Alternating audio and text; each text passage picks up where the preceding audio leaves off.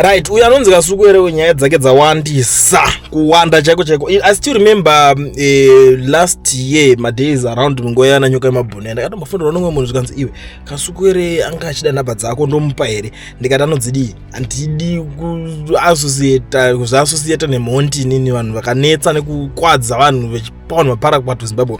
Now izvozvo pane nyaya imwe dziri kudzauke dziri kutenderera ndaona vari kuputidzana zvisingaite nalini kuX hanzi uyo wamunoti XK uyu Kasukuwere uyu is now working for kuda kwashe the term president, and shortly I will present V11. You are broke as bro zvekufamba uchinyepa that you were part of Geza revolution miswa. You were forcing yourself there using your thugs from G40 ana Saruwaka, Nyoka yemabhunu, Chimhamha etc, and we are there now. You failed to even post rest in peace Saruwaka on your Twitter account. No one wants you, even ED doesn't want you because unemakuwa kuda kwashe the term president is your type. Urimuroi ndo nyaya iri kutaurwa. Now I'm shocked. I didn't know kuti vanhu vakaita sanani vari involved, but pane nyaya iyi yese ika let me try to remove people like ana Nyoka timbodhila nevamwe vacho vari kunzi vanga varimo. Nyaya yaSaruwaka is not new. Ndakaganda kudza kuti Saruwaka munhu wakasukuwere from day one. Even ndakatoti why uyu asiri kubata maoko ada kuti unonge mabalance iri kungeti vanhu vasingazivi zvanenge vachiita. It's just that imimi guys muri vanhu nokuti dzimwe nyaya munonoka kudzionera kana kuti munofunga kuti zviri kutaura naningi inogona ngerere kunyeba, but nhasi I'm glad kuti dziri kubuda nekunana lini because vanenge vachizivana zvekutodaro. And now iri kuenderera mberi ari kuuya neanother post ari kuti the press conference that was held by Nyoka yemabhunu and Chimhamha was sponsored by Kasukuwere in a bid to infiltrate the Geza revolution, but because SK cannot maintain relationships he then fell out with Chimhamha. Chimhamha started bashing Geza because Kasukuwere lied to people and Chimhamha that he was controlling Geza. I am now going to address the question, where is Chimhamha?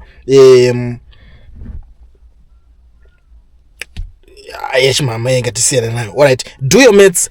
In recent times SK instructed Gambakwe and Makore to attack me using their YouTube channels. They doctored my pictures and posted on their channels on the same day calling me CIO. Both of them posted same pictures and Kasukuwere was sending links and those same pictures to individuals with big accounts to help him spread the news because he is too big to post his own BS on his own account. Selfish and evil men. Don't you hear people? Zvivari kunetsana ansikuziya, but I'm shocked honestly kuti okay Kasukuwere ndiye munhu angari kunzi ari kucontrola vanhu vakaita sana Nyoka yemabhunu nanani.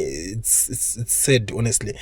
Zvinhu zvokuti zvinorwadza, but kana chiri chokwadi pane nyaya yaNyoka yemabhunu boza Nyoka yemabhunu ndewedu zvimfeso wedu kaunoziva sometimes unoona ngowirirana nemunhu usingazivi hauzivi kuti munhu bosi wake ndiani kana kuti ani wari kushanda naye, but panguva yekuti unenge wakaziva munhu kuti unoona kuti munhu uyu munhu ari bo because anoziva kumaintaina nekugadzira marelationships nekulinga nevamwe vanhu chaiko. Unopana vanhu vanogara navanhu zvakanaka muraini. Hatizotarisedi hatina basa zvakawanda kuti uri kushanda kubhekazini, uri kushanda kulobelsi, uri kushanda kuprotoni, uri kushanda kusunbag here, uri kushanda kualbany here. Hatizotarise zvese zvakawanda izvo zvanditeta kungoti uyu is a good guy, but if he is a good guy like zvaanoclaim achita toda kuzoita president zvezve ngaambotanga agadzirisa nyaya diki rape.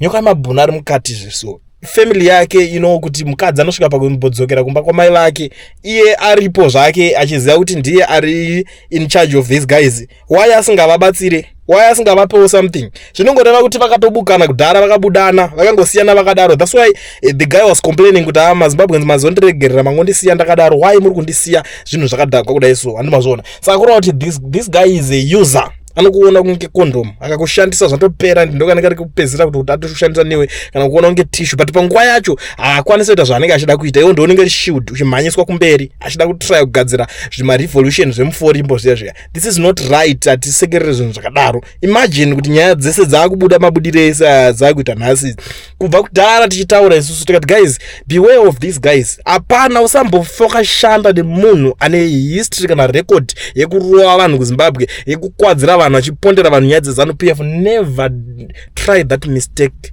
again. Handiti mukuzvona but after tataura zvese zvakazodiko unenge wangotaura perera pakungotaura ungonzi amwazera vanongodawo nyaya vanongode pamuromo zvinongoonekwa kunge vanhu vane pamuromo zvotosiyiwa zvakadaro then munhu otoenda osvika pakuchembera achikura nazvo achingoitisa vanhu zvinhu zvisirizvo. This is not right honestly. Ndatorwadziwa kuona kuti mukomana ndo zvinhu zvaari kuita. Pane imwe nyaya yake iri kutendera futi njazoenda kwamawarire kuti tozonzwa kuti ari kuti kudii nyaya dzacho but for now iyi yandirwadza iyi.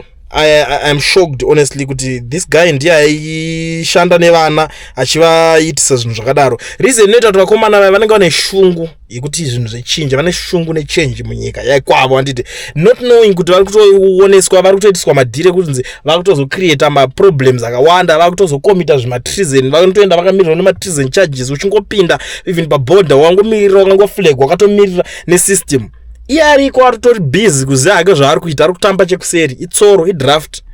He was in Zimbabwe in around 2018 akasungwana niko zvekunyembera vanhu zvezve vakatopinda akaita yaanotoita but anotonyembedzera kunge ari kunyembedzera kupenga but vafanira vachidika havazozive manje kuti tsoro dzechitambwa nedzipi. Unotambiswa mafrandi iye achitamba neyo nekubackdoor handi pakuti azonobudikirawo akuti guys panapa match dzazoperera apa but tadai hana nguva iyo yekuda kuti zobudikira. Anototo kuti match dzako tamba wega iyo ndeyo utaure. I remember umwe akasungwa ndichataure mazita boss munozobatanidza tsoro akatoti manje panonetsa kuti kana muchida kuti uyu aende ningirikine chief vari kuti kudii nenyaya dzacho and I was like I know the chief already kutongonzwa kuti chief azodai so because nyaya dzese dzine dziri mumakuwa isusu tinenge tichimirira manje kuti paite one rine zvivindi roshanda sesosi kubudisa nyaya tovatadzoka tovatanga kudzibhura like izvo zvitakutoita.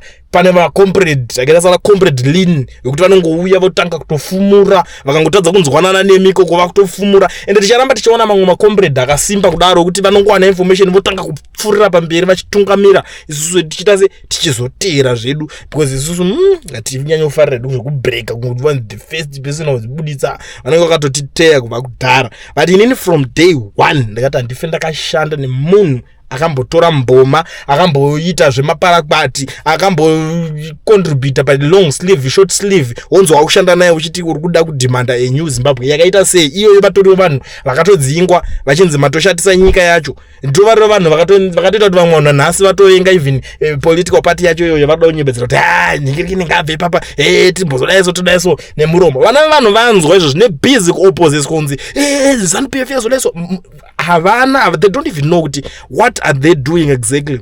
Busy kufaitana that political party system ine mabhomba ine pfuti ine zvese uchituma uchitambiswa front nezimundo kuti iro rakagara paunozopinda mahwani mulife yako hapana help iri kuya. Saka toti tiri kuite chii pakadaro ipapa wakabroka hauna mari yacho yekuningina unototry kutomuka one vana. This is not right. Zvofanira kufumura zvidzoke paposition naiyewo mana toswera tichiti ningatodai akomana atobatwa akomana ningatobatwa ningatoraiwa ningazodaiso muchimbourairwego life yakakosha darika nonsense zvimwe zvese zvine zvichiitika. I remember inini ndichitaurira nevanhu pana ndichiti guys ukaonewo wakunzi uya utite chakati make sure pari kubuda mari zvikanzi aiwa ndo zvinoita revolution murevolution hamuna prize chingopindai murevolution moita zvinhu zverevolution ndikati imi kwana imi revolution ipi yamukutiudza zvekudzi revolution kuita sei kwacho iye ari mukuru wacho ari kuita zverevolution haasi kuda mari here. Saka imimi ndimunodzwa kuti hazvidi mari mukati unongochitoriska life yako pepe chiitika zvinhu zvisane basa rese. Inini ndakutoshuvirawo kuti kana pachinge pane aripo handiti ane dzinoshanda dzinokakata ochienda unotanga nokumbirira vana ruregerero vana vese ngavakumbirira ruregerero vese vakatoziva kuti vakatoita sedha ukakanganisirana nesystem iyo yacho iyo yekuZimbabwe yacho iyo kwakutongokumbirira ruregerero hakuna mwana asingacheme wotongoti tingotiswa zvinhu zvisina nebasa rese nemavanhu aya because kana uri kuita zvinhu be real. Itaka nemunhu andi kuti mangwana anozoramba anewe muramba muchiita chinobatika pane kuti nhasi anoita ubva achinjage mupfungwa mangwana iwe watosara uri pabande uri pama1 unofungidzira kuti life yacho inotengwa, freedom yacho inotengwa. Izvo zvikwane hondo izvi so yakuda kutotanga dziri kutanga tanga ko pakanzi paita kana chimurenga chenhatu chenyika yese chepasi rese unoita sei akauya maworld something iwaya nekubhumurana kwavari kuita naIran kubhumurana kwavari kuita kuna Dubai ikoko zvonyatsonzi zvasvika. Do you think kuti zvino kunoraramika kunenge kugara kunzeko kwezeko, but because wakaita zvinhu uchifungidzira kuti uri kudhila nemunhu ane dzinokakata wakutonetsekana wakutotadza vanhu vazhinji so vekuti tiri kutoti ndakuda kuende kana kuti ndiende kudheni kwangu ndinogarawo freely unonga uchitotya kuti manje zvatakazotaura gore reya manje zvatakazodai so hatisi takavhurirwa ziso only because of vanhu vakaita so vari selfish. Aiwa vanhu vakadaro they must be stopped. Ndizvo ndiri kutaura makafunga ndichakujaidza fuck off.